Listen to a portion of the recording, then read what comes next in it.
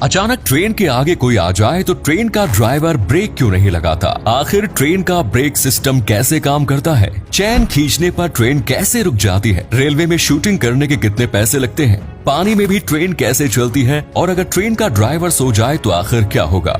आप सभी ने कभी ना कभी इंडियन रेलवेज में तो सफर किया ही होगा और इस दौरान आपके मन में कई तरह के सवाल भी पैदा होते होंगे, क्योंकि इंसान का दिमाग सवालों का पिटारा होता है जिसमें सवालों की मैन्युफैक्चरिंग कभी बंद नहीं होती। और हम आपके सभी सवालों का जवाब देने के लिए मजेदार वीडियोस लाते रहते हैं। 19 अक्टूबर 2018 की वो काली रात जब 60 से भी अधिक लोग एक रेल हादसे का शिकार हो गए थे। अमृतसर में लोग रावण दहन का कार्यक्रम देख रहे थे। तभी एक तेज रफ्तार ट्रेन वहां से गुजरती है और कुछ ही सेकंड्स में लाशों का अंबार वहां नजर आता है। ऐसे समय पर ट्रेन के ड्राइवर ने इमरजेंसी ब्रेक क्यों नहीं लगाए? कई बार जानवर या इंसान ट्रेन के आगे आ जाते हैं। उस स्थिति में भी ट्रेन के लोको पायलट ब्रेक क्यों नहीं लगा पाते? इसके बारे में आज की वीडियो में हम विस्तार से जानेंगे और साथ ही रेलवे से जुड़े कई अन्य जानकारियां भी आपको बताएंगे। बस आप वीडियो के आखिर तक हमारे साथ बने रहिए। जब भी किसी रिहायशी एरिया से ट्रेन गुजरने वाली होती है तो पटरी के दोनों ओर लगे रेलवे फाटक बंद कर दिए जाते हैं, लेकिन कुछ ज्यादा समझदार लोग फाटक को नजरअंदाज करते हैं और गैर कानूनी तरीके से फाटक के नीचे से रेलवे लाइन क्रॉस करने की कोशिश करते हैं। इसी दौरान ट्रेन आ जाती है और बड़ा हादसा हो जाता है। ट्रेन में इमरजेंसी ब्रेक तो होता है, लेकिन उसे लगाने के लिए लोको पायलट को समय लगता है। यदि कोई 20 से 25 बोगी वाली ट्रेन 100 किलोमीटर प्रति घंटे की रफ्तार से दौड़ रही होती है और उस परिस्थिति में ट्रेन का लोको पायलट ब्रेक लगाता है तो ट्रेन 850 मीटर के बाद जाकर रुकेगी और इतनी दूरी से पटरी पर कई बार कुछ भी साफ नजर नहीं आता। इसी वजह से यदि कोई अचानक ट्रेन की पटरी पर आ जाता है तो ट्रेन के ब्रेक लगाने मुमकिन नहीं हो पाते, और अगर ब्रेक लगा भी दिए जाएं तो तब तक बहुत देर हो चुकी होती है। यदि पैसेंजर ट्रेन की जगह पूरी तरह लोडेड मालगाड़ी जा रही हो तो वो ट्रेन ब्रेक लगाने के बाद भी कम से कम 1000 से 1200 मीटर की दूरी तय करने के बाद ही रुकेगी।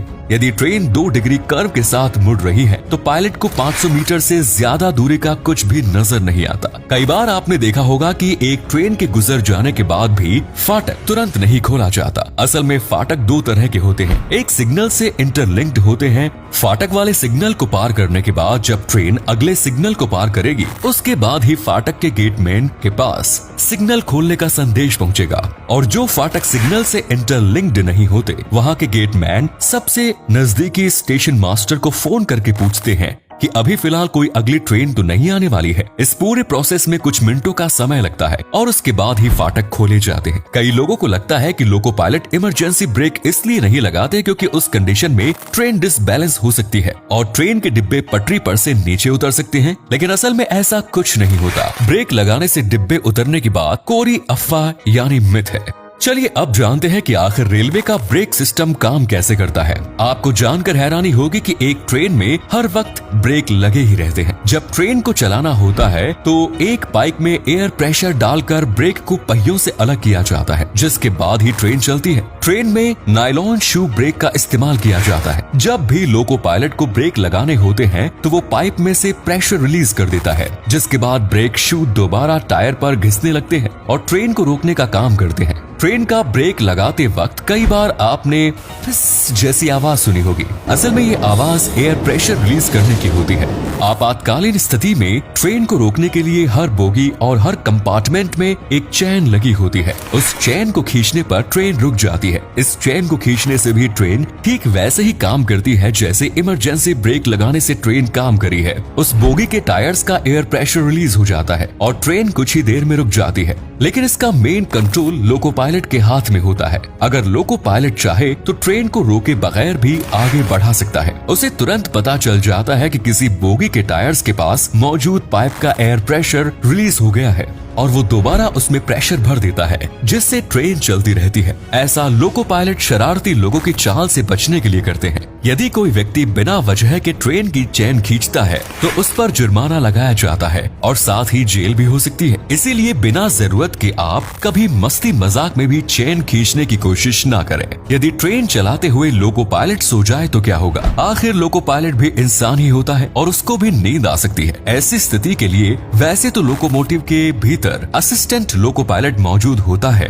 और वो ट्रेन संभाल सकता है। कई बार अगले स्टेशन पर ले जाकर वो एक जगह ट्रेन को खड़ी कर देता है। लेकिन यदि दोनों लोको पायलट सो जाए तो क्या होगा? इसके लिए एक विजिलेंस कंट्रोल डिवाइस रेलवे के इंजन में लगा होता है। यदि 1 मिनट के भीतर लोको पायलट ट्रेन की स्पीड को बिल्कुल भी टच नहीं करता, यानी कम या ज्यादा नहीं करता, लिवर को हाथ नहीं लगाता, ब्रेक या हॉर्न नहीं मारता, तो 17 सेकंड्स के बाद एक हॉर्न बज जाता है। इसके बाद भी यदि लोको पायलट हरकत में नहीं आता तो कुछ ही सेकंड्स में ट्रेन में ऑटोमेटिक ब्रेक लगने शुरू हो जाएंगे और ट्रेन कुछ दूरी पर जाकर रुक जाएगी। कई बार बारिश के वक्त ट्रेन की पटरियों पर पानी भर जाता है। ऐसे में बहुत से लोग सोचते हैं कि जब पटरी नजर नहीं आती तो फिर लोको पायलट ट्रेन को कैसे कंट्रोल कर लेता है। बारिश के दिनों में 5 से 6 इंच तक का पानी भी ट्रैक पर भर जाता है। खासतौर पर दिल्ली, मुंबई, चेन्नई और कोलकाता जैसे शहरों में ये समस्या देखने को मिलती रहती है। उस परिस्थिति में ट्रेन की स्पीड सीमित कर दी जाती है। ट्रेन के सर्किट मैन्युअली बंद कर दिए जाते हैं और ट्रेन अपनी लाइन नहीं बदल सकती। एक ही लाइन में एक सीमित रफ्तार से ट्रेन चलती है। असल में पटरियों के पास एक ए सिग्नल बना होता है और उसे देखकर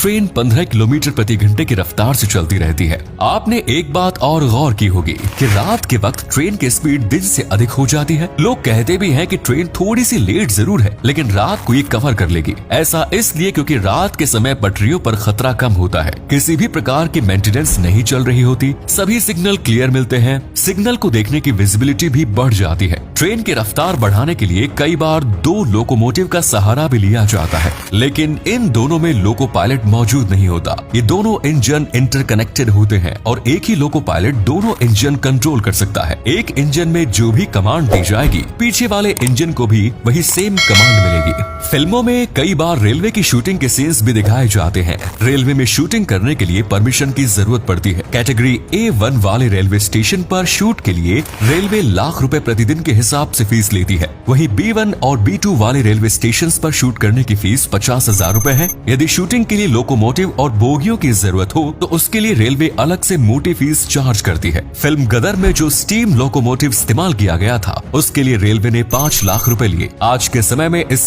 फीस में काफी इजाफा कर दिया गया है।